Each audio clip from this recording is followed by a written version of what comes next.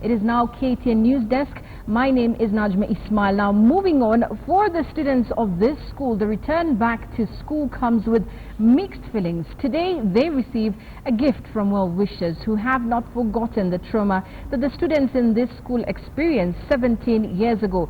26 students perished in the then Buruburu Girls High School in Kwale County, now renamed the Mazeras Memorial Girls School. And our reporter John Juma is at the school and now joins us via phone. John Juma, good afternoon.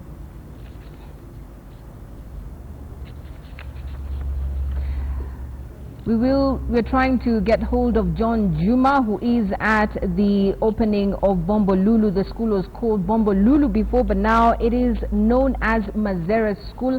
I believe that something exciting is happening there today. There is a construction of a dome with the help of the EU. John Juma, can you hear me?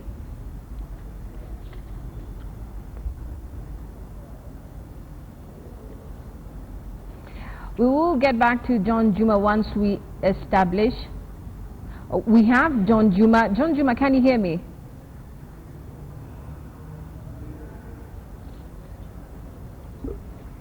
We have lost him once again, but let's move on. We will try and get hold of John Juma to tell us what is happening in Buruburu. Now it's called Mazeras Girls High School in Mombasa. Now in Central African Republic, the United Nations is warning that ongoing clashes could drive aid workers out of the country. Already some relief workers have withdrawn from the country's capital, Bangui, following the latest spate of killings and looting. Now the latest wave of violence started on Saturday after a taxi motorcyclist was killed in the capital. Nearly 40 people have died in the ensuing clashes.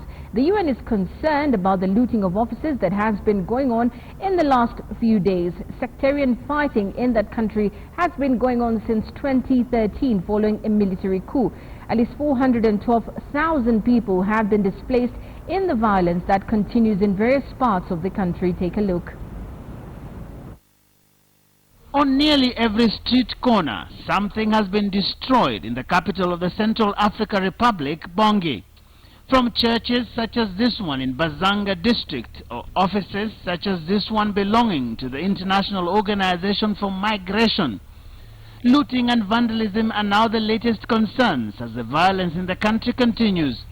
Aid agencies are warning that this latest turn of events is preventing humanitarian work that could bring relief to the more than 40,000 people who have fled their homes in the latest round of clashes. A bit more than 200 aid workers have left the country, says this humanitarian coordinator. I could hopefully talk to them to tell them that they should consider it as a temporary leaving and that will assure them to come back, he says.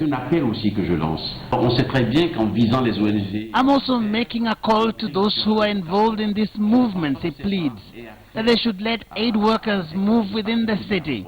Aid workers are not involved in any wars. They're involved in a war against suffering, against misery, against disease, against human injuries, he says. Some 2.7 million people, more than half of the population, depend on humanitarian aid to survive in the Central African Republic, which has been struggling to recover from sectarian violence triggered by a 2013 coup. The violence has driven more than 412,000 people from their homes. The UN says the situation is deteriorating outside Bangui, with roaming bands of armed groups spreading panic. The latest round of violence broke out on Saturday after a motorcycle taxi driver was murdered in the Muslim majority area of PK5. In Bangui, there are grenades and Kalashnikovs being circulated, says this witness. Everything. Even if you're careful, even anti-tank grenades. They all have these things. K5 was the epicenter of an unprecedented wave of violence between Christians and Muslims in the late 2013 and early last year. This latest flare-up is seen as a major setback for the Central African Republic, which was due to hold elections on October 18th. That now appears likely to be postponed. Jogeyo, KTN News. Now let's go back to John Juma. We have established a connection. John Juma is giving us a sport check in Mombasa schools and also telling us what is happening in Mazeras Girls High School, which was before that called the Bombolulu. Good afternoon, John Juma.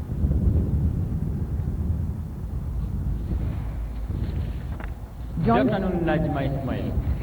Before we go to the EU launching the dormitory, tell me about the situation on the ground. Have the students reported back to class? Are the teachers there? Have you managed to speak to any of the candidates or the teachers?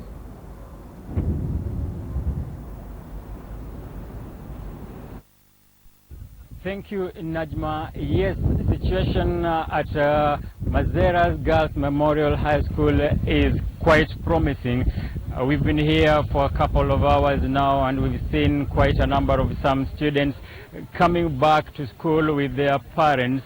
We've also managed to speak to those parents who are expressing confidence and happiness after this stalemate kind of gave them a promise that their students can now come back to school and learn. Otherwise, they are also not happy with the fact that the students had to stay home for so long, and some of them had already paid their school fees, something they're saying that is a form of injustice to them.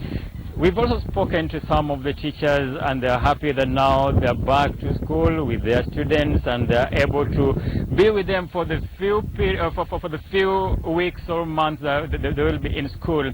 And just to give us the real picture on how the situation is, I'm here joined by the school principal of Mazeras Girls Memorial Secondary School. Thank you, Principal Madam Leland. Kindly just tell us, how is the situation on the ground? Initially, you only had Form 4 students. Tell us why you only had them and where were others? Well, when the strike was on, we had to return. The Form 1 to 3 students went back home. They were here for 1 week, yes. But then we had to return them home because of the absence of the teachers.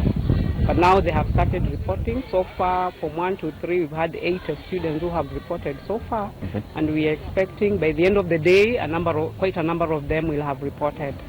Do you have a deadline that every student must report within this period of time? Tomorrow. They are supposed to be in school by tomorrow, because tomorrow we resume normal learning. What kind of plans do you have, considering the fact that most of them missed several lessons? How are you going to recover what they missed? The teachers will do some remedial classes, the evening and lunchtime. We may be forced to use that particular time to recover some of those lessons. And we are praying and hoping that the ministry will also give us more time to finish our curriculum this term. Okay, yes. But as far as the candidates are concerned, all is well for them? The candidates will be revising on their own, and we want to believe, because most of the teachers have completed the syllabus, we want to believe that, but the president. Well, we apologize for that. We have to cut John Juma short due to the bad connection. We now join Ian Wafula, who is also doing a sport check around schools in Nairobi. And I believe Ian has a unique case at the Buruburu Girls High School. Ian, good afternoon. Tell me what's happening there. Well, thank you very much, Najma. Currently, we are outside the Buruburu Girls Secondary School. We were not able to be allowed to go inside the school. We've gotten reports earlier on that a number of parents and their children had been sent back home because of failing to report to work to school as at last week, Wednesday. The reason here is that the school administration, according to the parents, says that sent out text messages asking the students to come back to school last week on Wednesday, but a number of the parents were not able to get this message. So what happened is that the moment they arrived in school today, remember that the strike was called off today. I was called off, and parents and students were actually supposed to report to school today. When they got here, they were told that they have disobeyed the school rules and that they should stay away from school for at least a week.